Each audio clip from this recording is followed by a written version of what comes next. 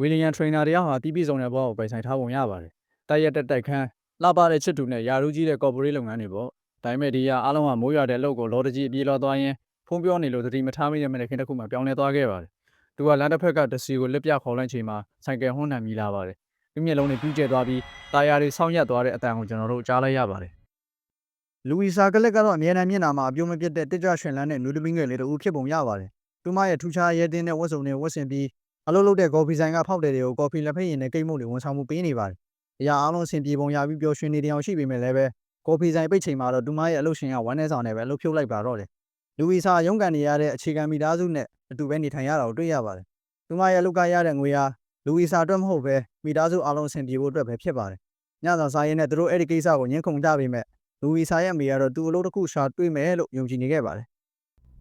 နောက်တနေ့မှာတော့လူဝီဆာသူမရဲ့ရေးစားဖြစ်သူပက်ထရက်နဲ့မြို့တွင်းအားကစားပြေးလမ်းမှာတွေ့ဆုံကြပါတယ်။သူကသူမကိုဘဝမှာပြန်လည်ရပ်တည်နိုင်မှုအကြံဉာဏ်တွေပေးပေမဲ့လူဝီဆာအစိတ်ဓာတ်ကျနေပြီးလူသားပုံမရပါဘူး။ပက်ထရက်ကသူမကိုတိုက်တွန်းပြီးအလုပ်လုပ်ခြင်းရဲ့ဆက်ရှာနေရမယ်။တနေရာမှာတော့ရှိနေမှာပဲလို့ပြောခဲ့ပါတယ်။ဆုံးရှုံးစရာဘာမှမရှိတော့တဲ့အတွက်လူဝီဆာဟာအလုပ်လက်မဲ့တွေအတွက်အလုပ်ရှာပေးတဲ့ရုံးကိုသွားခဲ့ပါတယ်။မကြသေးမီကပဲသူမအလုပ်များစွာကိုပြောင်းလုပ်ခဲ့ရပြီးသူမနဲ့ကိုက်ညီတဲ့အလုပ်ကိုရွေးချယ်ဖို့ခက်ခဲနေတာကိုသိလိုက်ရပါတယ်။အချိန်တွေကရမ်းဆိုးလာတာမို့အလုပ်တစ်ခုကလွယ်လို့ကြံတာမရှိတော့ပါဘူး။အဲ့ဒီရုံးကဝန်ထမ်းကအဲ့ဒီအလုပ်ကလေဗင်းအောက်ပိုင်းကြောတင်နေတဲ့မျိုးသားတို့ကိုစောင့်ရှောက်ရမယ်ဆိုတဲ့အလုပ်ဖြစ်ကြောင်းပြောပြလာပါတယ်။တွေ့ကြုံမလို့ပဲလူဝီဆာနဲ့အသင့်တော်ဆုံးဖြစ်တယ်လို့ဆိုပါတယ်။သူမကလည်းဆရာထက်တန်စွာနဲ့ပဲလက်ခံလိုက်ပါတယ်။နောက်တစ်နေ့မှာတော့လူဝီဆာအဲ့ဒီအလုပ်တွေအင်တာဗျူးသွားခဲ့ပါတယ်။အလုပ်ရှင်တွေရဲ့အလွန်မင်းကြွယ်ဝချမ်းသာမှုကိုရည်ညွှန်းနေတဲ့ရှေးတုန်းကရဲတိုက်ဖြစ်ခဲ့မှုတဲ့ကြီးမားခမ်းနားတဲ့အင်ကြီးဖြစ်ပါတယ်။လူဝီဆာအင်မတန်စိုးရင်ပူပန်နေတာထင်ရှားလာပါတယ်။လူဝီဆာနဲ့ပတ်သက်လာရင်ဖြစ်လေရှိသလိုပဲအင်တာဗျူးအဆင်မပြေပဲစတင်ခဲ့ပါတယ်။အင်တာဗျူးသူကဝီလီယံရဲ့အမေဖြစ်ပြီး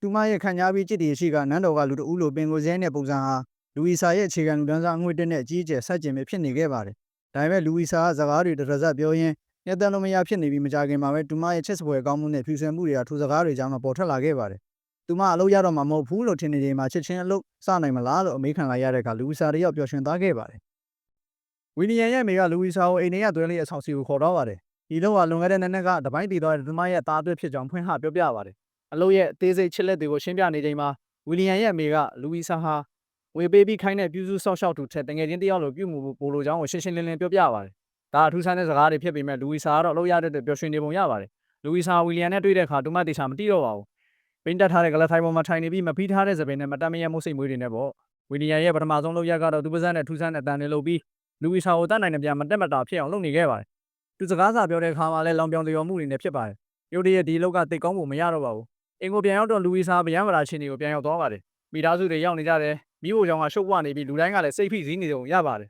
။ဒါပေမဲ့လည်းအဲ့ဒီနောက်မှာတော့လူဝီဆာတူမလုပ်ရခဲ့ကြောင်းထုတ်ပြောလိုက်တော့တမိသားစုလုံးပျော်ရွှင်သားကြပါတယ်ပထမဆုံးနေ့မှာတော့လူဝီဆာကဝီကိုဘယ်လိုပြုစုဆောက်ရှောက်ရမယ်ဆိုတာကိုမိသားစုကျမ်းမာရေးဆရာဝန်နေတန်စီကနေလေ့လာခဲ့ပါတယ်။ဝီကိုအားနည်းမှလာတေယူတာမျိုးကိစ္စရက်တွေကိုစိတ်ပူစရာမလိုဘူးလို့လည်းသူကလူဝီဆာကိုရှင်းပြပါတယ်။လူဝီဆာကသူမဘာလို့ရမလဲလို့မေးတဲ့အခါနေတန်ကသိပုံမရပါဘူး။သူကဝီကိုပျော်ရွှင်အောင်လုပ်ပေးဖို့ဖြစ်မယ်လို့ပြောပါတယ်။ဝီနဲ့သူမရဲ့ပြန်လည်ဆက်ဆံရေးကမပြေလည်ခဲ့ပါဘူး။သူမဝီကိုအိမ်ပြန်ထွက်ဖို့ဒါမှမဟုတ်အချိန်ဖြုံးဖို့သူ့လက်တော့သုံးဖို့ပြောဆိုခဲ့ပါတယ်။သူကလောင်ပြောင်ပြီးသူ့ပတ်ဝန်းကျင်မှာစကားနည်းနည်းရှော့ပြောပေးနိုင်မလားလို့သူမကိုတောင်းဆိုလိုက်ပါတယ်။အဲ့ဒါအရင်ကတည်းကစိတ်ပြည့်စရာကောင်းနေတဲ့စကားဝိုင်းကိုနောက်ဆုံးထိုးနှက်ချက်ပါပဲ။လူဝီဆာစိတ်မပြေအောင်ကြိုးစားပေမဲ့သူမနာကျင်ခဲ့ရတာထင်ရှားပါတယ်။သူမမှာအားလုံးနဲ့ဝေးရဥယျာဉ်ထဲမှာတယောက်တည်းနှိမ့်လေစာစားခဲ့ပါတယ်။လူတစ်ဖြင့်ဝီနဲ့ကင်းကွာနေခဲ့ပါတယ်။ဝီနဲ့ခက်ခဲတဲ့အစာပြုမှုကြားကလူဝီဆာအဲ့ဒီလိုကိုကောင်းဆုံးလှုပ်ဆောင်ခဲ့ပါတယ်။နေ့တိုင်းသူမရဲ့တောက်ပါတဲ့ဝတ်စုံတွေကတစ်ထည်စီကိုအဆင်ပြီးဝီကိုနဲ့တက်စေဖို့တတ်နိုင်နေတာကြိုးစားပါတယ်။နေ့တိုင်းဝီကသူမကိုပို့ပြီးအံ့အားသင့်နေပုံရပြီးဘလို့မှဂယူးဆိုင်ခြင်းမရှိပဲဖြစ်ပါတယ်။လူဝီဆာသူ့ရဲ့အမစထရီနာနဲ့ဝီအကြောင်းကိုဆွေးနွေးနေခဲ့ပါတယ်။ထရီနာကသူမအကြောင်းပြန်ထပ်ဖို့စဉ်းစားနေကြောင်းပြောလိုက်ပါတယ်။ဒါကလူဝီဆာတယောက်တည်းအိမ်ကိုပြုစုဆောက်ရှောက်ရမယ်ဆိုတဲ့အဓိပ္ပာယ်ဖြစ်လို့စိတ်ပြတ်သွားပါတယ်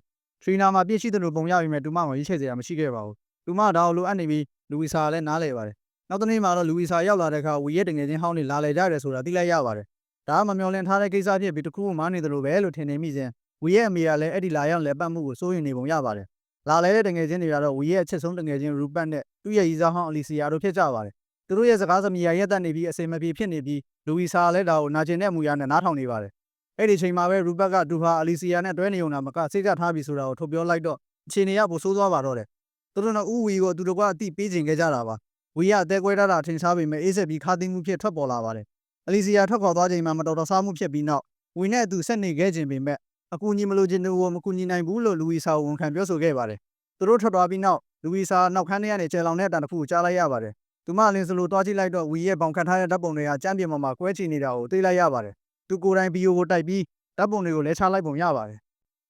်လူဝီစာတူမရဲ့ရီစာပက်ထရက်နဲ့ဝီကြောင်းပြောဆိုနေပါတယ်ဒါပေမဲ့ပက်ထရက်ကတော့ယူဆိုင်ပုံမရပါဘူးသူနဲ့လူဝီစာစီစဉ်နေတဲ့ခီးထွက်ဖို့ပိုစိတ်ဝင်စားနေပါတယ်သူကလူဝီစာကိုနောင်ဝေကိုသွားဖို့တော့တူအောင်ပြောနိုင်ခဲ့ပါတယ်အဲ့မှာပက်ထရက်ကတူတငယ်ချင်းတွေနဲ့တူပြိုင်ပွဲတစ်ခုမှဝင်ပြန်ကျင်နေခဲ့တာပါလူဝီစာသိလိုက်ရတော့စကားမပြောရဲပဲဖြစ်သွားပါတယ်သူမပက်ထရက်အတွက်စိတ်လှုပ်ရှားခြင်းအောင်ဆောင်ရွက်မှတပါချားရွေးချယ်စရာမရှိတော့ပါဘူးဝီရဲ့အိမ်ကိုပြန်ရောက်တော့ဝီယာလွန်ခဲ့တဲ့ရက်ခါတူရိုက်ခွဲလိုက်တဲ့ဓာတ်ပုံတွေကိုပြင်ဆင်နေတဲ့လူဝီစာကိုတွေ့လိုက်ပါတယ်သူပြင်တာမလို့ခြင်းဘူးအဲ့ဒါတွေကိုကြည့်ရတာမုန်းတယ်တူရင်ကဘာလို့ဖြစ်ခဲ့တယ်ဆိုတာနဲ့အခုလက်ရှိဘာလို့ဖြစ်နေတယ်ဆိုတာကိုသတိရနေတာမုန်းတယ်လို့သူမကိုပြောပါတယ်ဝီယာတူမကိုမချေမငံပြောလိုက်တော့လူဝီစာလည်းတီးမခံနိုင်တော့ပဲပြန်ပြောလိုက်ပါတယ်သူမကသူဟာမောက်မာတဲ့လူမဖြစ်တဲ့ကြောင်းသူမဒီလိုဆက်ဆံခံရတာမတန်ကြောင်းပြောလိုက်ပါတယ်အဲ့နောက်သူမအဲ့ဒီလုပ်ကိုငွေလိုအပ်လို့တာလုပ်နေရကြောင်းမတော်တဆပြောချလိုက်ပါတယ်အဲ့စကားကဝီရဲ့စိတ်ကိုထိသွားဝင်ရပါတယ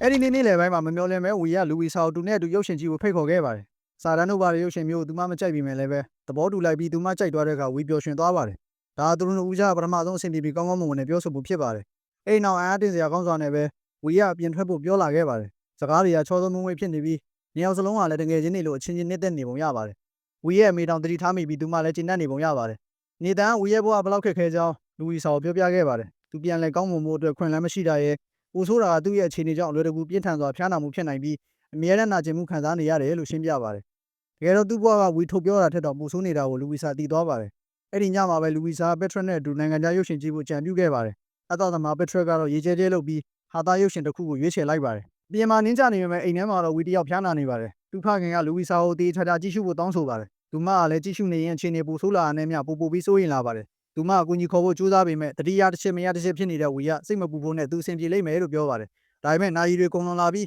သူကပူပြီးဆိုးလာပါတယ်နောက်ဆုံးမှာတော့နေတန်ရောက်လာပြီးဝီရဲ့အခြေအနေကိုမြင်လိုက်တဲ့အခါတုန်လှုပ်သွားပါတယ်သူအလင်းစလိုကူညီပြီးဝီမတေဖို့အတွက်တတ်နိုင်နေပြလှုပ်ဆောင်ပါတယ်အဲ့ဒီချိန်မှာပဲလူဝီစ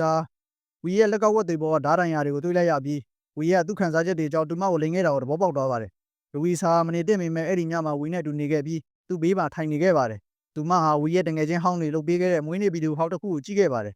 အဲ့ဒီထဲမှာသူဟာလုံးဝကွဲပြားတဲ့လူတစ်ယောက်ဘဝအပြည့်ပျော်ရွှင်မှုပြည့်နဲ့ပြသထားပါတယ်သူမအခန်းထဲမှာရှိနေသေးတာကိုဝီနိုးလာပြီးတွေ့လိုက်ပါတယ်သူတို့နှစ်ဦးနောက်ထပ်စကားပြောကြပြီးပိုပြီးရင်းနှီးလာကြတာတဖြည်းဖြည်းဝီဟာဝင်လင်းလာတာကိုတွေ့ရပါတယ်တညနေခင်းမှာဝီရဲ့မိဘတွေညှင်းခုန်နေတာကိုလူဝီစာကြားလိုက်ရတဲ့အခါအချိန်တွေကဆိုးဝါးသွားပါတယ်ဝီဟာနောက်ထပ်6လအတွင်းသူတင်တန်းစိတ်မနေပဲတေဆုံးခွင့်ဖြင့်သူ့ဘဝကိုဆိုးတတ်မယ်ဆိုတဲ့သဘောတူညီချက်ကိုသူတို့နဲ့ရရှိထားတာဖြစ်ပါတယ်ကမီလာကအဲ့ဒီအချိန်တွေကိုမဖြစ်စေချင်လို့စိတ်ပြည့်ဝမ်းနည်းနေပေမဲ့သူ့ဖခင်ကတော့ဒါဟာဝီရဲ့ရွေးချယ်မှုဖြစ်ပြီးသူတို့ဘာမှလုပ်မပေးနိုင်ဘူးလို့ထင်နေပါတယ်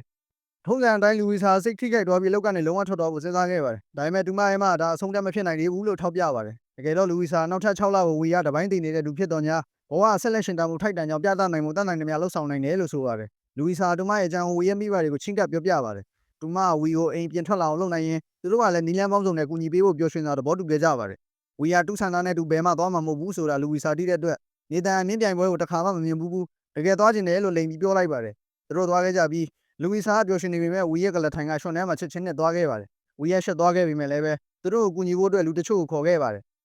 ဒီလိုမားရင်းရှိပေမဲ့အရာအလုံးဆင်ပြေနေုံရပြီးစားတော့ဆိုင်တစ်ခုကသူတို့ဝန်ဆောင်မှုမပေးတဲ့အထိဝီတော့ပျော်ရွှင်နေခဲ့ပါတယ်လူဝီစာပတ်ဝန်းကျင်မှာစူပူတောင်းကြမှုဖြစ်အောင်လုပ်ခဲ့ပြီးဒါဝီယန်ကိုရှေ့ရွံ့စေပြီးအဲ့ဒီနေ့ကိုပျက်စီးစေခဲ့ပါတယ်လက်မလျှော့ဖို့ဆုံးဖြတ်ထားတဲ့လူဝီစာသူမမော်ဇက်ဖြော်ပြပွဲကိုတခါမှမတော်ဘူးတဲ့အတွက်လက်မှတ်တွေဝယ်ထားကြောင်းဝီကိုပြောလိုက်ပါတယ်ဝီယာသွားခြင်းမရပေမဲ့မလွန်ဆန်နိုင်ပဲသဘောတူခဲ့ပါတယ်အဲ့ဒီညမှာလူဝီစာအဝင်ဝင်ကြဖြစ်ဖို့အနီရောင်ဝတ်စုံလေးကိုအကောင်းဆုံးဝတ်ဆင်ခဲ့ပါတယ်ဝီယာလည်းတတ်နိုင်နေများလှုပ်ဆောင်ခဲ့ပြီးဝတ်ဆင်ခဲ့ပါတယ်ညောင်လုံးကကြက်တည်ရှိနေပါတယ်အဲ့ဒီညမှာဝီကတော့ဖြော်ပြပွဲထက်ဂီတတန်နေကြအနီရောင်ဝတ်စုံလေးနဲ့ပြီးစုံအောင်လာနေတဲ့ဘေးနာလူဝီစာကိုပို့ပြီးနှစ်တက်နေပုံရပါတယ်တကယ်တော့တူအားလုံးကိုတဘောကြလုံးလို့အိမ်ပြန်ရောက်တဲ့အခါလူဝီစာနဲ့တူကားထဲမှာခဏလေးပုံနေပြီးအရှင်းသားထောင်မှုတောင်းဆိုခဲ့ပါတယ်သူမကလည်းစိတ်အားထက်သန်စွာနဲ့လက်ခံခဲ့ပါတယ်လူဝီစာတူမရဲ့မွေးနေ့ညစာစားပွဲအတွက်ဝီကိုမီတာဆိုအိမ်ကိုဖိတ်ခေါ်ခဲ့ပါတယ်အစင်မပြေတဲ့ခိုက်တန့်လေးတွေရှိခဲ့ပေမဲ့ညစာစားပွဲကတော့ကျိုးဆောင်စီတော်ဆိုတာအဆင်ပြေခဲ့ပါတ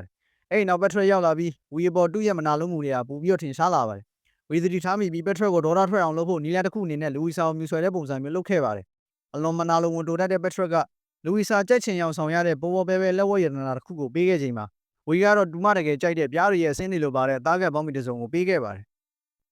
နောက်တစ်နေ့မှာဝီကအနီးနားရဲတိုက်ကိုလူဝီစာကိုခေါ်သွားပြီးလဲလှယ်ကြည့်ရှုစေခဲ့ပါတယ်မြို့ရိုးပေါ်မှာသူကဘာပေါ်ကအချစ်ဆုံးနေရာဖြစ်တဲ့ပဲရစ်မြို့ထူးထဖြင့်သူရန်နှစ်တက်ခဲ့မှုတဲ့ကော်ပီဆိုင်လေးအကြောင်းပြောပြပါတယ်သူမသူ့ကိုသွားကြမယ်လေးလို့ညှိခဲ့ပေမဲ့သူကအခုလက်ရှိဖြစ်နေတဲ့ပုံစံနဲ့မဟုတ်ဘဲအရင်ကသူ့ပုံစံအနေနဲ့သွားခြင်းတယ်လို့ရှင်းပြပါတယ်အိမ်ပြန်ရောက်တော့လူဝီစာရဲ့ဖခင်ကအလုပ်တရတဲ့အတွက်ပျော်ရွှင်နေပါတယ်အဲ့ဒါကဝီရဲ့အဖေကသူ့ကိုရဲတိုက်မှာပြည်ပြင်ထိန်ထိန်ရေးလှုပ်ဖို့ခန့်လိုက်တာဖြစ်ပါတယ်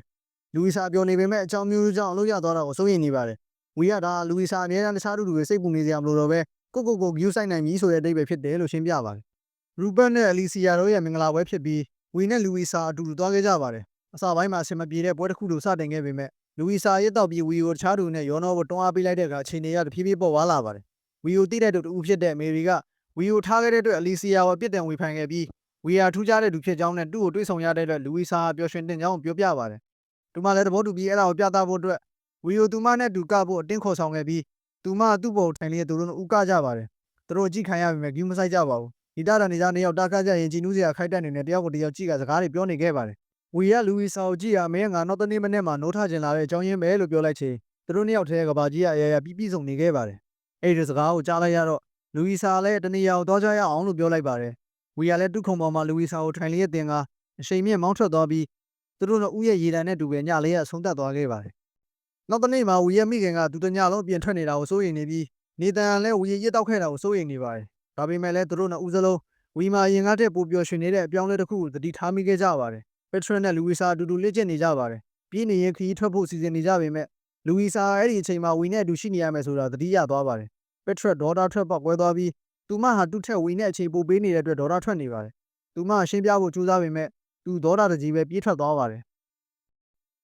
သူမသူ့အတွက်တတ်နိုင်တဲ့များအားလုံးပျော်ရွှင်အောင်လုပ်ပေးခဲ့တော့ညာလဲဝီကသူ့ကိုသူတတ်သေးဖို့စီစဉ်နေသေးပဲဆိုတော့လူဝီစာသိလိုက်ရပါတယ်ဒါပေမဲ့သူမနောက်ထပ်တစ်ချိန်ခွင့်ရေးပေးရင်တခုခုဖြစ်နိုင်တယ်သူ့ကိုစိတ်ပြောင်းလဲအောင်လုပ်နိုင်မယ်လို့တွေးခဲ့ပါတယ်ဒါကြောင့်သူမဝီရဲ့အသက်ကိုကယ်တင်မှုဆုံးဖြတ်ထားတဲ့ကြီးမားတဲ့ခီးစဉ်တစ်ခုကိုစီစဉ်ခဲ့ပါတယ်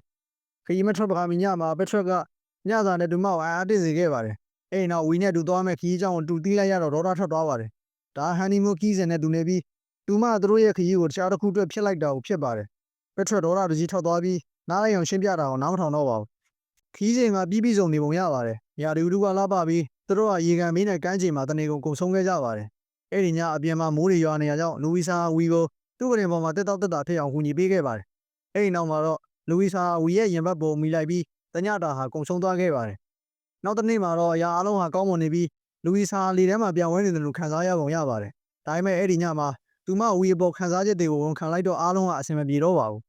ဒီကသူမအပေါ်တန်ရောစင်ဘယ်လောက်ရှိနေပါသေးအချိန်ရောက်လာတဲ့အခါသူ့ကိုယ်သူတတ်သေးအောင်မှာပါလူဝီစာသူ့ကိုတကူကောင်းဆန်တဲ့လူလို့ပြောလိုက်ပေမဲ့သူဒီဘဝကိုမရှင်းတန်နိုင်ဘူးလို့ရှင်းပြပါတယ်ဒါအတူတဘဝမဟုတ်ဘူးလို့လည်းပြောနေခဲ့ပါတယ်လူဝီစာကတော့ဆက်နားမထောင်တော့ပဲအဲ့နေရာကနေဝေးရနေရာကိုမြင့်ရည်နဲ့ပြေးထွက်သွားခဲ့ပါတယ်ဒီစရာကောင်းတာကတော့ဝီလည်းအတူတူပါပဲသူတို့တွေအဲ့ဒီခီးကနေအိမ်ပြန်ရောက်တော့အရာအလုံးပြောင်းလဲသွားခဲ့ပါတယ်ဝီရဲ့မိဘတွေကအခွင့်အလမ်းရှိနိုင်တယ်လို့ထင်ခဲ့ပေမဲ့စိတ်ပြည့်အားငယ်နေတဲ့လူဝီစာကိုတစ်ချက်မြင်လိုက်ရုံနဲ့သူတို့ရဲ့အဆိုးဆုံးကြောက်ရွံ့မှုတွေကိုဖော်ပြနေပါတယ်လူဝီစာကဘာမှလုပ်မပေးနိုင်တော့ကြောင်းပြောပြလိုက်တော့ဝီရဲ့အမေဟာမြည်ရည်ကျသွားပါတယ်အဲ့ဒီညမှာဖြစ်ခဲ့တဲ့မြကိုလူဝီစာကသူမရဲ့မိဘတွေကိုပြောပြလိုက်တော့သူမရဲ့အမေကအခြေအနေကိုဒေါသထွက်နေခဲ့ပြီးသူမရဲ့အဖေကတော့လူတွေကိုပြောင်းလဲလို့မရဘူးလို့ရှင်းပြပါတယ်ဒီလိုနဲ့ပဲသူမရဲ့အဖေရဲ့ဖြောင်းပြမှုကြောင့်သူမအမားတစ်ခုကိုလုံးမိပြီးဝီရဲ့နောက်ဆုံးခိုက်တမှာသူ့အနားမှာရှိတဲ့သဘောပေါက်သွားခဲ့ပါတယ်လူဝီစာဝီသွားရောက်တည်ဆုံးမဲ့ဆွစ်ဇာလန်ကိုကားလေးနဲ့ထွက်လာခဲ့ပြီးဝီရဲ့နောက်ဆုံးနေ့မှာသူမသိတဲ့တခုကြီးသောနီလန်းနဲ့ကူညီခဲ့ပါတယ်အဲ့ဒါတော့ဝီနဲ့တူကရင်ပေါ်မှာလဲလျောင်းပြီးအချိန်ကုန်လိုက်ချင်းပါတယောက်နဲ့တယောက်လည်းခြေကွဲမှုတွေအပြည့်နဲ့ဖက်ထားခဲ့ကြပါတယ်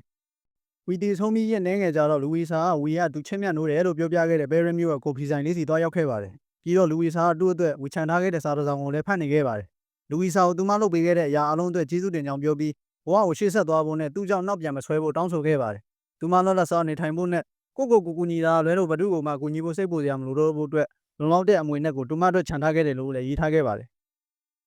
ရှေ့မှာသူမရဲ့ဘဝတက်ကလည်းစောင့်ကြိုနေခဲ့ပြီးလူဝီစာတယောက်ဘဲရမျိုးကိုရှောက်သွားနေတဲ့ပုံရိပ်လေးနဲ့သူပဲဇာလန်းလေးကဆုံးသက်သွားခဲ့ပါတယ်။ကဲတော့ဒီဇာလန်းလေးထဲမှာဘဝမှာချစ်ချင်းမြတ်သားဆိုတာကိုချစ်ရသူရဲ့ကိုယ်ပိုင်ဆုပ်ပြတ်ပိုင်ခွင့်ကိုလေးစားပေးပြီးသူတို့အတွက်အကောင်းဆုံးဖြစ်မဲ့ဘဝကိုရဲရဲဝံ့ဝံ့နေထိုင်နိုင်မှုအတွက်ကိုယ့်ဘက်ကဆွလွတ်သိရင်ဆွလွတ်ရမယ်ဆိုတဲ့ချက်ကိုပြောပြနေကြတာဖြစ်ပါတယ်